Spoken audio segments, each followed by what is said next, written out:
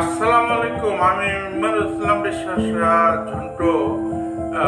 আমার কথা বলার সমস্যা আছে, আপনারা কোনো সুন্দর দৃষ্টিতে দেখবেন। আমাকে একজন আহ, রাজনীতি করার কথা বলে, আমি তার উত্তরে আমার এই কবিতাটি লিখি। এই কবিতাটা দিয়েই কিন্তু তার উত্তর দিই। আমার কবিতার নাম গণতন্ত্র। গণতন্ত্র, হে গণতন্ত্র, তুমি আসীন এখন প্রত্যন্ত।